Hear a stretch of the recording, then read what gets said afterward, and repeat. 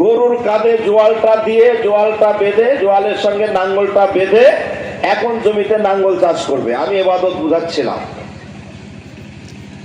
এখন এই কৃষক মনে মনে সংকল্প করছে, রব্বি, আমি একজন কৃষক মানুষ, কৃষি কাজ করে আমার ছেলে মেয়ে বাচ্চা প্রতিপালন করতে হয়। এখন আল্লাহ আমি জমিতে চাষ শুরু করব। আমার জানা মতে আমি ওই জমিতে কারো জমির আল ঠেলে নেব না, আমার গরু দিয়া কারো অন্যায় করব না। এখানে আমি বীজ বপন করব, এখান থেকে যে ফসল হবে আমি খাবো, আমার ছেলে মেয়ে খাবে, আমার বাচ্চা খাবে। আল্লাহ তুমি যদি আমাকে তৌফিক দাও আমি তোমার রাস্তায় ব্যয় করব। এই বলে একটা কৃষক জমিতে নাঙ্গল চাষ শুরু করে দিল। কিতাবে আসতেছে একজন লোক বসে বসে কোরআন তেলাওয়াত করবে, নফল নামাজ পড়বে। এইটা যেমন আল্লাহর দরবারে ইবাদত হবে। আপনি 10 কাঠা 5 কাঠা জমি চাষ করতে যে সময়টা ব্যয় করবেন, গোটা সময়টা আল্লাহর দরবারে ইবাদতের মধ্যে গণ্য হয়ে যাবে। দেখেন, বাড়ি থেকে বাড়ায় মসজিদে আসলাম, আবার মসজিদ থেকে বাড়ি যাব, কদমে কদমে সওয়াবের কথা বলা হয়েছে। আপনি হালাল রিজিকের জন্য ওই জমিতে 10 কাঠা জমি চাষ করতে যতবার কদম দেবেন, যতবার আপনি হাঁটবেন, পা দেবেন, প্রত্যেকটা কদমে কদমে ধাপে ধাপে আপনার 10টি করে সওয়াব হবে। কথা বুঝাতে পারলাম ভাইজান? ঠিক এমনি করে আপনি যখন ব্যবসায় যাবেন, ব্যবসা করতে গেলে আপনি একজন ব্যবসায়িক, ব্যবসার ক্ষেত্রে যে আপনি মনে মনে কল্পনা করলেন, আল্লাহ ব্যবসার ক্ষেত্রে আমি এখন ব্যবসা শুরু করব, আমার জানা মতে আমি কারোর কাছ থেকে বেশি নেব না, কাউকে আমি কম দেব না, আমার ইচ্ছা মতো আমি বেচা কিনা করব, আমার জানা মতে আমি কারোর কাছ থেকে বেশি নেব না, কাউকে কম দেব না, সঠিকভাবে বেচা কিনা করবো চিন্তা করে আপনি ব্যবসা শুরু করেছেন। এর মধ্যে আজান হয়ে গেল, আপনি ব্যবসা রেখে মসজিদে গেলেন, নামাজ পড়ে আবার চলে আসলেন, আসার পরে আবার ব্যবসা শুরু করলেন। ব্যবসা করার পরে ভাইজান, এই যে আপনি নামাজে গেলেন, আবার ব্যবসা চলে আসলেন, এখন এই ব্যবসায় আপনাকে কথা বলতে হবে, এত টাকা দেন, এত টাকা নেন, এত টাকা দাম। কিতাবে আসছে একজন লোক সুবহানাল্লাহ সুবহানাল্লাহ জিকির করবে, আর আপনি হালাল রিজিকের জন্য যত কথা বলবেন, সময় ব্যয় করবেন, প্রত্যেকটা কথা এবং সময় আল্লাহর দরবারে ইবাদতের মধ্যে গণ্য হয়ে যাবে। করে বলেন সুবহানাল্লাহ। এখন বলেন, একটা মুহূর্ত কি ইবাদতের বাইরে থাকার সুযোগ আছে? বলেন, আছে ভাইজান? নাই। আল্লাহ বলেন, এই জন্য আল্লাহ বলেছেন, ইয়া আইয়ুহাল্লাযীনা আমানু উদখুলু ফিস-সিলমি কাফা ওয়া লা তাত্তাবিউ খুতুওয়াতুশ শাইতান। আল্লাহ পাক বলেন, বান্দারে তোমাকে ইসলামের মধ্যে পূর্ণাঙ্গভাবে ঢুকতে হবে, তোমার জীবনের সবগুলো ইবাদত হতে হবে। একটি যেন যদি ইবাদত না হয়, একটা দিক যদি ইসলামের মধ্যে প্রবেশ না করো, খুতুওয়াতুশ শয়তান, ওইটাই হবে শয়তানের। ঠিক কিনা বলেন? পানি রাসূলের তরিকা অনুযায়ী খেয়েছেন, ইবাদত হলো। এই পানিটাই যদি রাসূলের তরিকা অনুযায়ী না খান, আপনি দেখা যায় ধরলেন, ঢকঢকে গিলে খালেন, কোন রকম নিয়ম কানুন মানলেন না, এটা হবে খুতুওয়াতুশ শয়তান, শয়তানের কাজ। তাহলে ইবাদত থাকার দূরে থাকার কোন সুযোগ আছে ভাইজান? বলেন, ইবাদত থেকে দূরে থাকার কোন সুযোগ আছে? কোন সুযোগ নাই। এই জন্য আল্লাহ পাকের দাবি, বান্দারে আমি শুধুমাত্র কেবলমাত্র তোমাদেরকে ইবাদতের জন্যই সৃষ্টি করেছি। এই দ্বারা বোঝা যায় মানুষের জন্ম থেকে মৃত্যু পর্যন্ত একটা মুহূর্ত বাদ নাই যে মানুষ আল্লাহর ইবাদত থেকে দূরে থাকতে পারে। কথা বুঝাতে পারলাম ভাই? এখন যদি আপনি ইবাদত না করেন কি হবে? ইবাদত করলেই বা কি হবে? দেখেন, এই যে শীতের দিন আসছে, আমরা এখন খেজুরের গাছ কাটবো, খেজুরের গাছ কাটবো, খেজুরের গাছ বক্ষ চিরে চিরে মিষ্টি মিষ্টি রস খাওয়ার জন্য আমরা চেষ্টা করব। ব্যাখ্যায় পাওয়া যায় একটা মানুষ যখন খেজুরের গাছ কাটে, তার বুকে যখন অস্ত্র চালায়, তখন এই খেজুরের গাছ আল্লাহর কাছে কাকতি মিনতি করে যে আল্লাহ, তোমার বান্দা এত নিষ্ঠুর, তার ধারাল অস্ত্র আমার বুকের উপরে চালিয়ে আমার বক্ষ কেটে কেটে তারা মিষ্টি মিষ্টি রস খায়। আল্লাহ পাক খেজুরের গাছকে ডাক দেয়া বলেন, খেজুরের গাছ রে, আমার ওই বান্দার বিরুদ্ধে তুমি কোনো অভিযোগ করে কোনো কাজ হবে না, কারণ আমার ওই বান্দা তোমার বক্ষ কেটে কেটে মিষ্টি মিষ্টি রস খায়। রসটা পাড়ার সময় যখন রসটা খায়, ডান হাতে ধরে বিসমিল্লাহ বলে 3 নিঃশ্বাসে খায়, খাওয়ার পরে শুকরিয়া নামাজ আদায় করে এবং সে নামাজের সময় হলে আমার ইবাদত করে। ওই বান্দা তোমার বক্ষ কেটে কেটে যদি রস খাইছে এখানেই শেষ নয়, প্রয়োজনে তোমার গোড়া কেটে যদি জ্বালাইয়া জ্বালাইয়া রেঁধে রেঁধে আগুন দিয়া জ্বালাইয়া যদি দেখা যায় ভাত রেঁধে খায়, তবু আমার আল্লাহর বিরুদ্ধে কোনো নোটিশ বা কোনো অভিযোগ কার্যকারী হবে না। চিন্তা করেছেন ভাইজান? তাহলে ইবাদত থাকে, ইবাদত থেকে দূরে থাকার কোনো সুযোগ নেই। যদি ইবাদত করেন তাহলে মহান আল্লাহ পাক রব্বুল আলামিন এই পৃথিবীর সব কিছু আপনার গোলাম বানিয়ে দেবে, সব আপনার জন্য দিয়ে দেবে আল্লাহ পাক। আমরা বক্ষ কেটে কেটে বক্ষ চিরে চিরে ফসল ফলিয়ে খাই, এগুলো আল্লাহ পাক রব্বুল আলামিন আমাদেরকে দিয়ে দিয়েছে। খেয়ে শুকরিয়া আদায় করব, কোনো হিসাব আল্লাহ পাক নেবেন না। সম্মানিত ভাইরা, যদি ইবাদত না করেন তাহলে অবস্থাটা কি হবে? ভাইজান, আমাদের বিবি আছে, ধরেন উদাহরণস্বরূপ বলি, আমাদের স্ত্রীরা আছেন। এই স্ত্রীকে যদি আমি বলি যে আজকে অমুক কাজটা তুমি করো না, এই কাজটা আমার জন্য ক্ষতিকর, এরপরেও যদি বিবি সেই কাজটা বারবার করে, আপনি কি সেই বিবিকে রাখবেন? কি ভাই রাখবেন?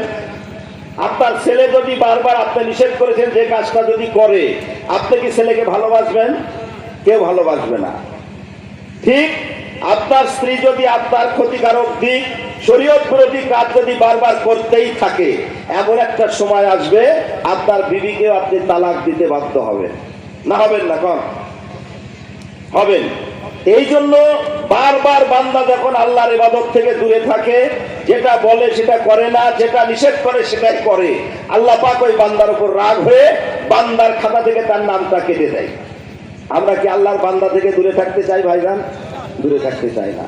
সম্মানিত ভাইরা, এই জন্য আল্লাহর দাবি, আমি মানুষ এবং জিন এই দুইটা সৃষ্টিজীবকে শুধুমাত্র কেবলমাত্র আমার ইবাদতের জন্যই সৃষ্টি করেছি। সম্মানিত ভাইরা, আমরা কি সব জায়গায় ইবাদত করতে পারি? বলেন, করতে পারি? আমরা মসজিদে নামাজ পড়ি, রাস্তার কোন দিক দিয়ে যাই? বলেন, রাস্তার বাম দিক দিয়ে যায়, এটা কি ইবাদত হয়? কার ইবাদত হয়? ওটা হয় শয়তানের ইবাদত। মসজিদে নামাজ পড়লাম আল্লাহর, আর যখন রাস্তা দিয়ে যায় তখন বাম দিক দিয়ে যায়, এই ইবাদত কার হয়? শয়তানের হয়। আমরা যখন ব্যাংকে লেনদেন করি, লেনদেন করতে যা যখন সুদের লেনদেন করি, তখন এই লেনদেনটা কি হয়? ইবাদত হয় না হারাম হয়? হারাম হয়।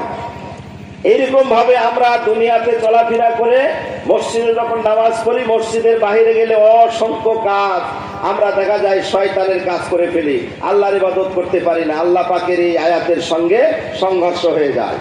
এই জন্য অনুরোধ করব, সব জায়গায় যেন আমরা আল্লাহর ইবাদত করতে পারি। জোরে বলেন আমিন, জোরে বলেন আমিন, আরো জোরে বলেন আমিন। সম্মানিত ভাইরা, এই ইবাদত কিছু করি আমরা আল্লাহর, কিছু করি শয়তানের। আল্লাহ বলেন, আফা তুমিনুনা বিবাযিল কিতাব ওয়া তাকফুরুনা বিবাস, তোমরা কি কিতাবের কিছু অংশ মানবা না, কিছু অংশ মানবা? এটাই যদি তোমাদের আদর্শ হয়, তাহলে আমি দুনিয়াতে তোমাদেরকে লাঞ্ছিত করব, পরকালে আসাদ্দেল আযাব দেব। ভাইজান, এই দুনিয়াতে আমরা কি লাঞ্ছিতের মধ্যে আছি কিনা? বলেন। চুরি, ডাকাতি, সন্ত্রাসী, হাইজাক, লোড, তারাক, মদ, গাঁজা, এগুলো আজকে আর বিধর্মীর মধ্যে নাই, এগুলো সবচাইতে কাদের মধ্যে? মুসলমানের মধ্যে। কেন? অথচ আমার রাসূল বলেন, লান তাযিল্লু মা তামাসসাকতুম বিহিমা কিতাবুল্লাহি ওয়া সুন্নাত রাসূলিহি। আল্লাহর রাসূল মৃত্যুর পূর্ব মুহূর্তে বলছেন, আমার বান্দারা শুনে নাও, আমি তোমাদেরকে দুইটি জিনিস রেখে গেলাম, এই দুইটা জিনিস যদি তোমরা ধরে রাখতে পারো, তোমার জীবনের সঙ্গে যদি মিলিয়ে নিতে পারো, আমি রাসূল নিশ্চয়তা দিয়ে দিলাম, দুনিয়াতে তোমরা লাঞ্ছিত হবা না, পরকালেও তোমরা কখনো কোনো আযাব গজবের মধ্যে পড়বা না। দুনিয়াতে তোমার শান্তি হবে, পরকালেও দুটা তোমাদের শান্তি হবে। আল্লাহর রাসূলের সাহাবারা বললেন, ইয়া রাসূলুল্লাহ, দুইটা জিনিস কি? আল্লাহর রাসূল বললেন, একটা জিনিস হলো আমি রাসূল করিম সাল্লাল্লাহু আলাইহি সাল্লামের পবিত্র আল হাদিস, আর একটি হলো আল্লাহর দেওয়া পবিত্র গ্রন্থ আল কোরআন। এই দুইটা জিনিসকে যদি তোমরা আঁকড়ে ধরতে পারো, আমি রাসূল নিশ্চয়তা দিলাম, দুনিয়া আখিরাতে তোমরা কল্যাণ লাভ করতে পারবা। সম্মানিত ভাইরা, কয়টা জিনিস? দুইটা জিনিস। একটা হলো রাসূলের আদর্শ, আর একটা হলো কোরআনের বিধান। এই দুইটা জিনিস যদি মানুষ আঁকড়ে ধরে থাকতে পারে, তাহলে দুনিয়াতে কোনোদিন লাঞ্ছিত হবে না। অথচ আল্লাহ বলেন, মা আনজালনা আলাইকাল কোরআন লিতাশকা, আমি কোরআন তোমাদেরকে কষ্ট পাওয়ার জন্য দেই নাই, কোরআন দিয়েছি তোমাদেরকে দুনিয়াতে শান্তি পাওয়ার জন্য। আজকে বলেন তো ভাই, চুরি করে কারা? হিন্দুরা না মুসলমানেরা? ডাকাতি করে কারা? হিন্দু না মুসলমান? মুসলমানেরা। এই পৃথিবীতে মার খাচ্ছে কারা? মুসলমানেরা। চুরি, ডাকাতি, সন্ত্রাসী, হাইজাক, লুট, তারাজ, মদ, গাঁজা, সবগুলো অশান্তির মধ্যে জড়িত আছে আমরা মুসলমানেরা। কারণ কি? একটাই কারণ, যে আমরা আল্লাহ এবং আল্লাহর রাসূলের আদর্শ মানতে পারি নাই, আল্লাহর রাসূলের জীবনী মানতে পারি নাই, রাসূলকে আমরা আদর্শ নেতা মেনে নিতে পারি নাই, কোরআনকে আমাদের আদর্শ বিধান হিসাবে আমরা মেনে নিতে পারি নাই। বিদায় আজকে দুনিয়াতে অশান্তির আগুন আমাদের দাও দাও করে জ্বলছে। ভাইজান, আমরা যদি দুনিয়াতে শান্তি পেতে চাই, আখিরাতে মুক্তি পেতে চাই, তাহলে আমাদেরকে ফিরে আসতে হবে। আজকে দেখেন, আরাফাতুমুল্লাহ ওয়া লাম তুআদ্দুহা, মানুষ আল্লাহকে মানে, অথচ দেখা যায় আল্লাহকে বিশ্বাস করে কিন্তু আল্লাহর হক আদায় করে না। এই ব্যক্তির অন্তর মরা, এরা জাহান্নামী। কিরাতুল কুরআন ওয়া লাম তা'মালু বিহি, মানুষ কোরআন পড়ে অথচ কোরআন মানে না, এই ব্যক্তিটার অন্তর মরা, এও জাহান্নামী। এটাই তো হুব্বা রাসূলুল্লাহ সাল্লাল্লাহু আলাইহি ওয়াসাল্লাম তারাকুল সুন্নাহ, রাসূলের সুন্নাতের দাবি করে কিন্তু রাসূলের আদর্শ মানতে রাজি নয়, রাসূলের মহব্বতের দাবি করে কিন্তু আদর্শ মানতে রাজি নয়। এই ব্যক্তিটাও কি? অন্তর মরা, জাহান্নামী। যে ভাইজান, আমরা কোরআন পড়ি কিন্তু কোরআন মানতে চাই না। এই কোরআনটা আপনার জন্য জীবনের কি? একটু উদাহরণ দেই। আপনি আমেরিকায় গেলেন, বাংলাদেশের কোন ডাক্তার আপনার চিকিৎসা করে ভালো হলো না, আপনি আমেরিকায় গেলেন, অথবা লন্ডনে গেলেন, অথবা সিঙ্গাপুরে গেলেন, যাওয়ার পরে কয়েক কোটি টাকা খরচ করে আপনি একটা প্রেসক্রিপশন করে নিয়ে আসলেন। ডাক্তার বলে দিলেন, বাড়িতে যে, গ্রামে যে, বা দেশে যে, এই প্রেসক্রিপশন দেখে ঔষধ কিনে কিনে তোমাকে নিয়মিত খেতে হবে। ভাইজান, এই রোগী বাড়িতে আসলেন, আসার পরে বউকে বললেন যে এই প্রেসক্রিপশনটা ভালো করে ট্রাঙ্কের মধ্যে রেখে দাও, এর দাম 4 লক্ষ টাকা, যাতায়াত দিয়া, খরচ দিয়া আমার অনেক টাকা খরচ। বউকে দেওয়া হলো, বউ রেখে দিয়েছেন। সন্ধ্যা যখন হয় তখন বউকে বলে যে ওই প্রেসক্রিপশনটা দাও। এক ফিরা পরে, ফার্স্ট ক্লাস পরে বলে আবার রেখে দাও। দুপুরে আবার নেয়, নিয়ে এক ফিরা পরে আবার রেখে দেয়। রাতে নিয়ে এক ফিরা পরে আবার রেখে দেয়। ডাক্তার যেভাবে ওষুধ খেতে বলেছে ওষুধ কিনেও না, খায়ও না। আপনারা বলেন তো রোগী বাঁচবে না মরবে? কি রোগী বাঁচবে না মরবে? ঠিক আমাদের দেশে আল কোরআনকে মানুষ এইভাবে মেনে নেয়, পড়বে কিন্তু মানবে। কিরাতুল কুরআন ওয়া লাম তা'মালু বিহি, কোরআন তারা পড়তে রাজি আছে কিন্তু মানতে তারা রাজি নাই। এর অন্তরটা মরা, এরা জাহান্নামে যাবে। এই কোরআন তেলাওয়াতকারীও জাহান্নামে যাবে। ভাইজান, তাহলে দেখা গেল আল্লাহকে আমরা বিশ্বাস করি, আরাফাতুল্লাহ ওয়া লাম তুআদ্দুহা, কিন্তু আল্লাহর হক মানতে আমরা রাজি নয়। আল্লাহ যখন বলেছেন সুদ থেকে তোমাকে দূরে থাকতে হবে, তখন আমরা তা থাকতে পারিনি, কিন্তু আমরা জানি আল্লাহ আছে। আল্লাহ যখন বলেছেন মাদক দ্রব্য থেকে তোমাকে দূরে থাকতে হবে, তখন দেখা যাচ্ছে আমরা মাদের সঙ্গে জড়িত, আল্লাহর হক আদায় করতে পারি নাই।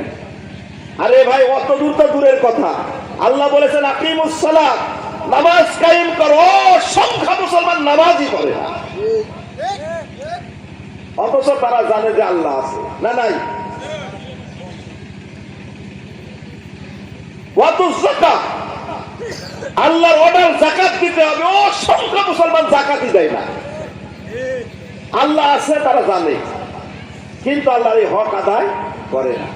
রমজান মাসে রোজা রাখে না, হজ ফরজ হলে হজও করে না। এদের অন্তরটা মরা, এরা জাহান্নামে যাবে। কিরাতুল কোরআন ওয়ালাম তা'মালু বিহি, কোরআন পড়ে কিন্তু কোরআন আমল করতে রাজি নয়। ভাইজান, কোরআন যদি সঠিকভাবে আমল করত, তাহলে কি এদেশে সুদ, ঘুষ, মদ, জুয়া, জেনা, ব্যভিচার থাকতো নাকি? কি ভাই থাকতো? থাকতো না। যেখানে আল্লাহ বললেন ওয়াইদা হাকামতুম বাইনান নাস আন তাহকুমু বিল হক, হে বান্দারেরা, তোমরা যখন বিচার ফয়সালা করবে ইনসাফের সাথে বিচার করো। কোরআনের কথা আল্লাহ বলছেন ওমান লাম ইয়াকুম বিমা আনজালাল্লাহু ফাউলাইকা হুমুল কাফিরুন ফাসিকুন জালিমুন। তোমরা যদি কোরআন দ্বারা বিচার ফয়সালা না করো, তাহলে তোমরা ফাসিক, তোমরা কাফের, তোমরা জালিম। আমরা কি কোরআন দ্বারা বিচার হয়? এই আয়াত কি আমরা পড়ি না? হাফেজরা পড়ে না? পড়ে।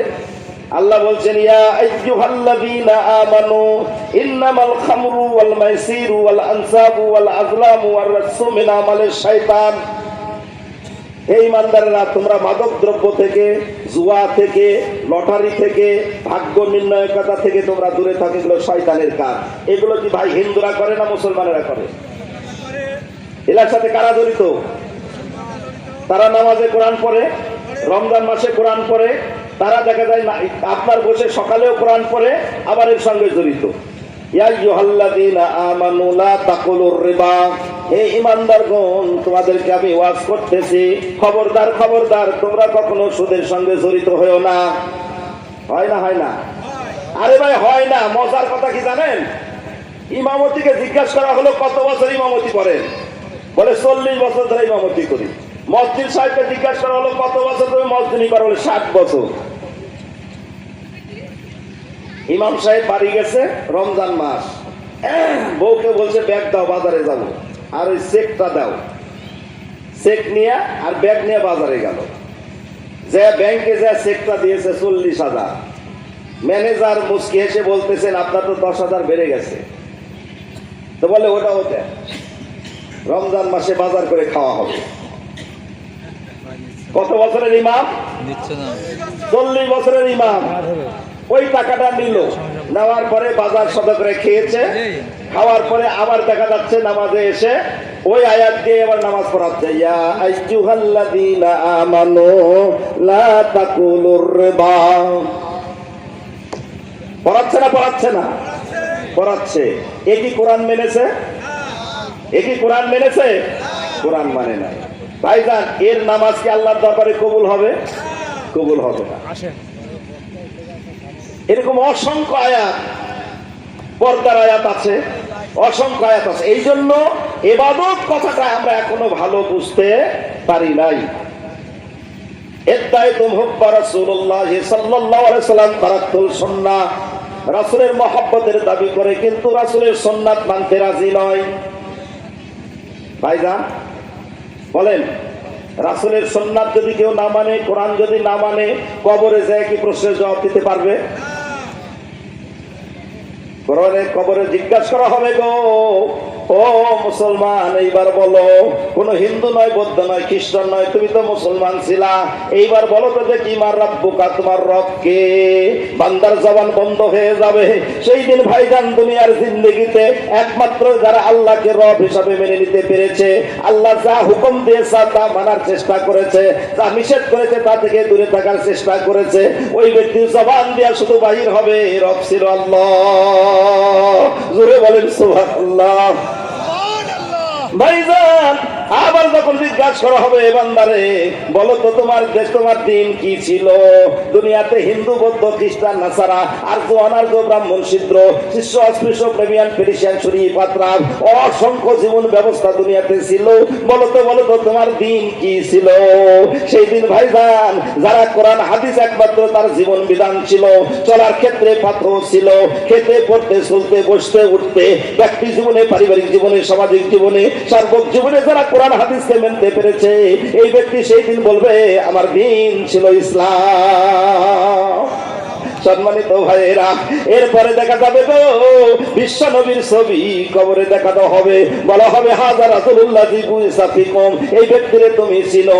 এই ছবিটা দেখবে ভাইজান, যাদের জীবনে মিশন ছিল রাসূলের আদর্শ, দুনিয়াতে যারা বলেছে আমরা একমাত্র রাসূলের আদর্শধারী ছিলাম, রাসূলই একমাত্র তার জীবনের চলার পাথিও, তার জীবনের সর্বক্ষেত্রে রাসূলকে মানার চেষ্টা করেছে, এই ব্যক্তি সেই দিন রাসূলকে দেখি মুস্কি মুস্কি হাসবে আর বলবে কেন চিনতে পারবো না, ওইটা হলো আব্দুল্লাহ ইমামিনার কলজা, হেরেমের টুকরা, হেরেমের বাদশাহ, আরবের অধিপতি, জগতের ইহকাল পরকাল জগতের মহারাজা দিরাজ বিশ্বনবী হযরতে মুহাম্মদুর রাসূলুল্লাহ সাল্লাল্লাহু আলাইহি ওয়াসাল্লাম।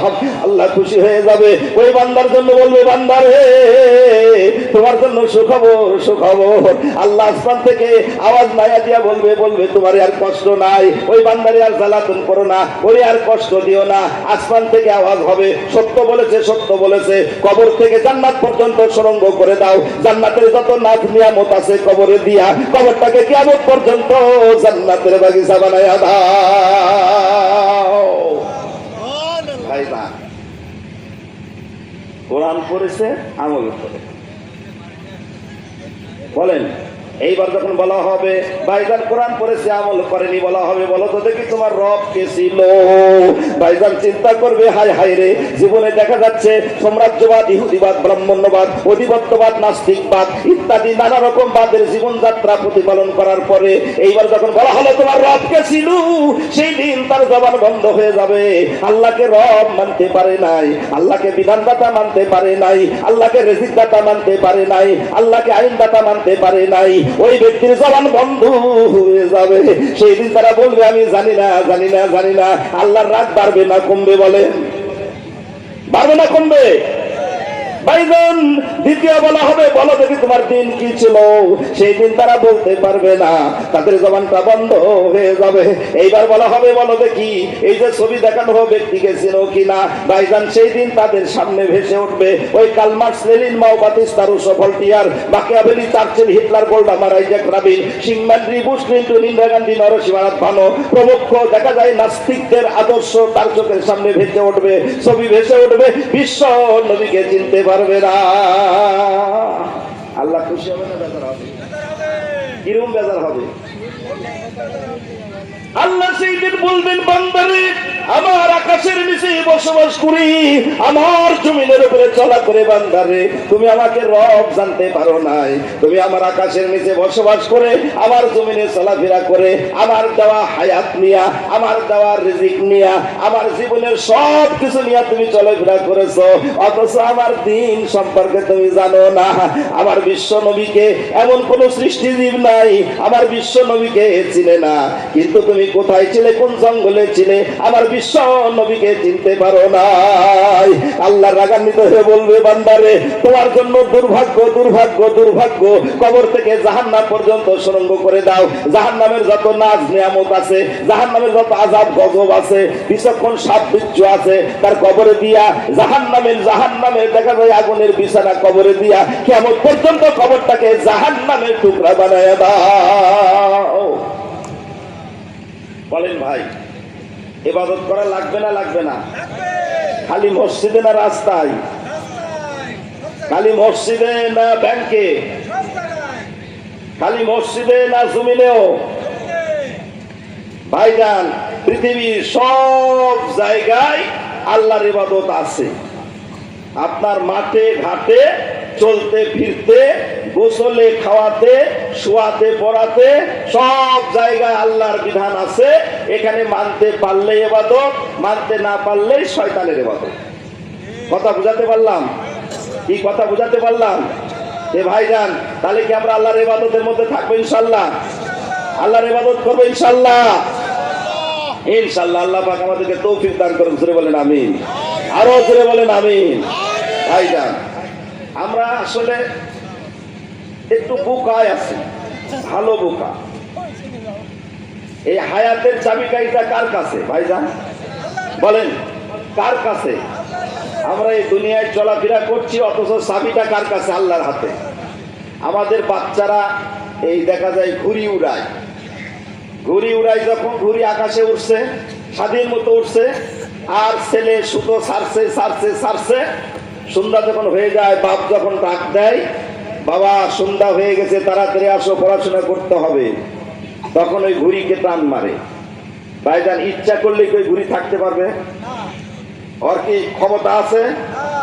যতই বলুক আমি ওই ধুলাম আকাশ জমিনে আর যাবো না, কিন্তু রাখা হবে? অক্টাইনা হিসরা নামায়া বুকের উপরে একটা ইট দিয়ে তাকে রেখে দেওয়া হবে নাকি? দেখা হবে। ভাইজান, ভাইজান, আপনি আমি কি ইচ্ছা করলে এই দুনিয়াতে থাকতে পারবো? থাকতে পারবো না। একটা মুহূর্ত, একটা দিন না। আপনার লাগাম সেই আল্লাহর হাতে দেওয়া আছে। কাজে আপনি দুনিয়াতে যেভাবেই চলাফেরা করেন, ভালো করেন আর খারাপ করেন, লাগাম কিন্তু আল্লাহর হাতে।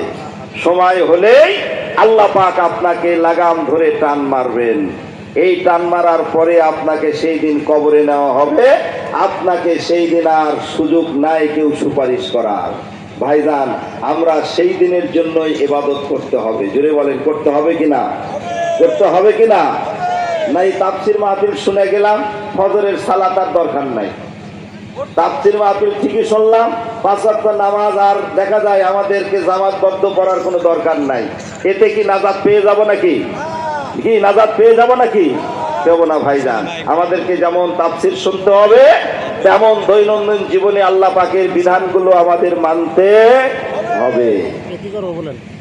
আমরা খাবো ডান হাতে, কেউ যদি বাম হাতে খায়, এটা কি ইবাদত হবে ভাইজান?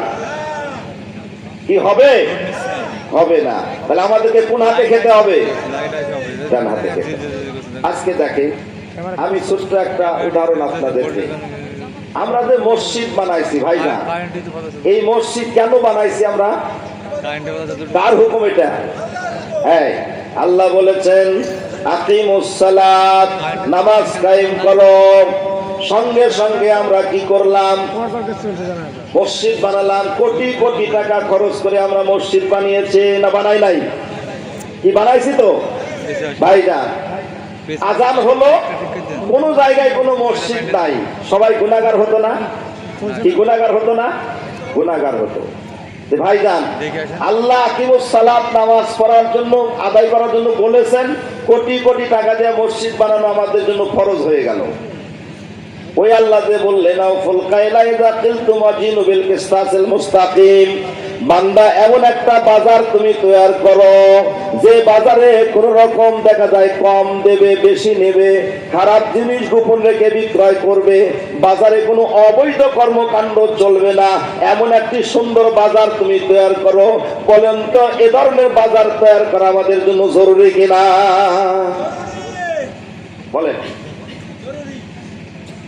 আল্লাহ বললেন নামাজ কায়েম করো, সুন্দর মসজিদ বানালাম। তাহলে যে আল্লাহ বাজার বানাতে বললেন, সে আল্লাহ যখন বাজারের কথা বললেন, আমরা বাজারের ওই আয়াত মানি না, ওটা আমরা মানতে রাজি হই না। মানতে হবে না? হবে না?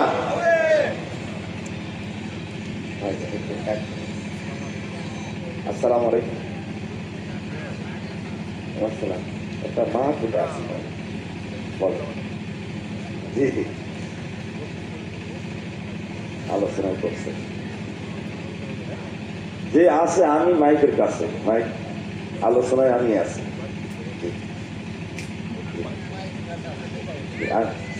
জি জি, আমি কল করছি। আলহামদুলিল্লাহ ভাইজান, এই যে আল্লাহ বললেন ইয়া আইয়ুহাল্লাযীনা আমানু লা তাকুলুর রিবা, ঈমানদাররা আমি তোমাদের জন্য সুদ চক্রবৃদ্ধি আরে সুদ তৈরি করলাম। ভাইজান, এই আয়াতের বলে কি আল্লাহ বুঝাতে চায় না তোমাদের এমন একটা মসজিদ তৈরি করা দরকার, যে মসজিদে এমন একটা ব্যাংক তৈরি করা দরকার যে ব্যাংক সুদ মুক্ত চলবে? জোরে বলেন সুবহানাল্লাহ। সুদ মুক্ত ব্যাংক যদি চলতো, মানুষ ইচ্ছায় অনিচ্ছায় কি সুদ থেকে বাঁচতো না ভাইজান? আমরা সুদ থেকে কি বাঁচতে পারতেছি? বাঁচতে পারছি না, ইচ্ছায় অনিচ্ছায় আমরা দেখা যাচ্ছে। ভাইজান, আল্লাহ পাক কোরআনে বলছে কারনা ফি বুয়ুতিকুন্না ওয়ালা তাবাররাজনা তাবাররুজাল জাহিলিয়াতিল উলা। আল্লাহ পাক অর্ডার দিয়ে বলতেছেন, ও বান্দারা তোমরা কি করো, তোমাদের মেয়েদেরকে বাহিরে যাওয়ার সময় সুন্দরভাবে গায়ের উপরে চাদর দিয়া লোভনীয় অঙ্গ প্রত্যঙ্গ গোপন রাখা তাদেরকে বাহিরে যাওয়ার চেষ্টা করো। আইয়ামে জাহিলিয়াতের মতো রং সজ্জায় সজ্জিত হয়ে বাইরে যাওয়ার চেষ্টা করো না।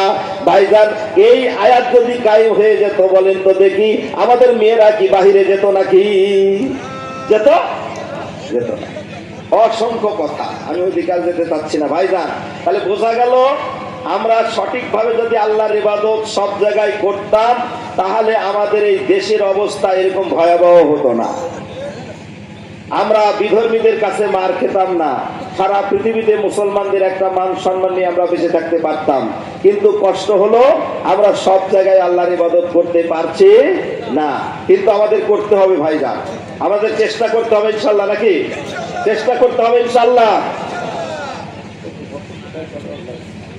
আসো আমি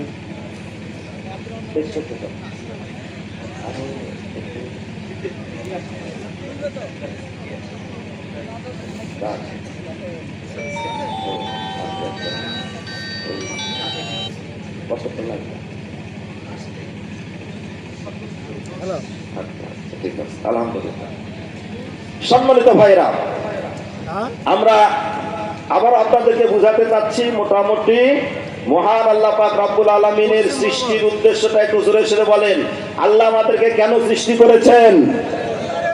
শুধুমাত্র না, বলতে হবে শুধুমাত্র, কেবলমাত্র আল্লাহর ইবাদত করার জন্য। ইবাদত করার জন্য সৃষ্টি করেছেন কথা বললে অর্থ ভুল হবে। শুধুমাত্র কেবলমাত্র ইবাদতের জন্য সৃষ্টি করেছেন, সাংঘাতিক কথা ভাইজান। তার মানে সৃষ্টি আর কোন উদ্দেশ্য নয়, শুধুমাত্র ইবাদতের জন্য। এটা করতে যে আমাদের খেতে হবে, খাওয়ার ব্যবস্থা করতে হবে, সেটাও শরীয়ত সম্মত ভাবে। চলাফেরা করতে হবে, সেটাও তাই। বিবাহ শাদী করতে হবে, সেটাও শরীয়ত সম্মত ভাবে আল্লাহ যেভাবে বলেছেন। এই জন্য আল্লাহ যেন আমাদেরকে ইবাদতের মধ্যে থাকার তৌফিক দান করেন, জোরে বলেন আমিন।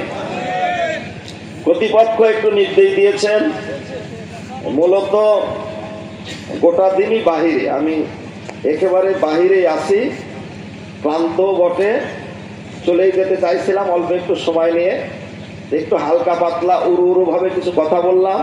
কর্তৃপক্ষ একটু বলেছেন, ভাই তো আদায়ের ওয়াজ করলেন, আপনারা এই এলাকায় বা এই গ্রামে ভালো একটা মাদ্রাসা কি আপনারা চান?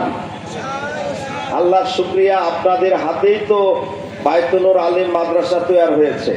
এখন তো আল্লাহর মেহেরবানি, তার টাকা দেওয়া লাগে না, কিন্তু আপনাদের হাতেই তো তৈরি, নাকি? না কে করেছে? এই দৌলতখালী, দাঁড়েরপাড়া, কিশোরীনগর, লাউবাড়ি, গড়বাড়ি, আশেপাশে যেগুলো গ্রাম আছে, সব গ্রাম মিলাই তো আপনারা একটা মাদ্রাসা তৈরি করেছেন। এখানেও আপনারা তৈরি করেছেন। এই মাদ্রাসার প্রথম ভিত, প্রথম কারবার কিন্তু আমার হাতেই শুরু হয়েছে। আপনার পার্শ্বে যেটা আছে সেটাও তাই। এই মাদ্রাসাটা কি থাকবে, না এই টিম করে জ্বলবে, না এর চাইতে ভালো হবে ভাইজান? বলেন। সবাই মিলে এক কিল একজনের মুশকিল। তা আমরা যদি সবাই মিলে একটু হাত ঝাড়া মারি, তাহলে এই মাদ্রাসায় কি আর এই দরিদ্রতা থাকবে? বলেন ভাইজান।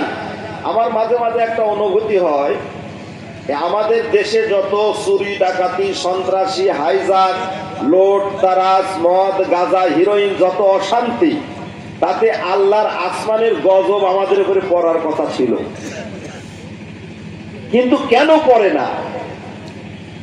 অসংখ্য কারণের মধ্যে একটা কারণ আছে, আমরা যখন ঘুমাই ঠিক রাত 3টা, 3:30 যখন বাজে, তাহাজ্জুদের নামাজ সময় যখন অসংখ্য মানুষ তাহাজ্জুদের নামাজে খাড়া হয়, ঠিক এইরকম সময়ই অসংখ্য হেফজখানায় ওই কচি কচি নিষ্পাপ ছেলেরা উঠে উঠে সুললিত কণ্ঠে কোরআন তেলাওয়াত করে। আর এই কোরআন তেলাওয়াতের কারণেও হতে পারে আসমানি গজব আল্লাহ আমাদের উপরে দিচ্ছেন না। ভাইজান, এই সুযোগ কি বন্ধ হবে? না এই সুযোগ আমাদেরকে দিতে হবে? দিতে হবে কিনা বলেন? দিতে হবে ভাইজান। আমরা চেষ্টা করব ভাইজান, আমাদের ছেলে মেয়েদেরকে কোরআন শেখানোর জন্য বারবার চেষ্টা করতে হবে। এই চেষ্টা করার জন্য তো কিছু লাগবে নাকি? লাইন নিম্নে হবে, ভিতরে যাবে নাকি? আচ্ছা, আলহামদুলিল্লাহ। সম্মানিত ভাইরা, আপনাদের কাছে একটু অনুরোধ করবো, আমার পূর্ববর্তী ভাই কড়াভাবে বলে গেছেন যে আপনারা আসেন, যে পরিমাণ টাকা দিলে মাদ্রাসাটা হবে এই পরিমাণের টাকা দিবেন, একেবারে হাত ঝাড়া মারবেন না।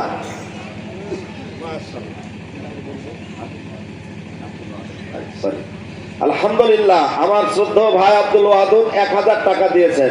মারহাবা জোরে হবে না আসতে হবে? আমি ক্লান্ত, আমি জোরে বলবো না, আপনাদের বলতে হবে।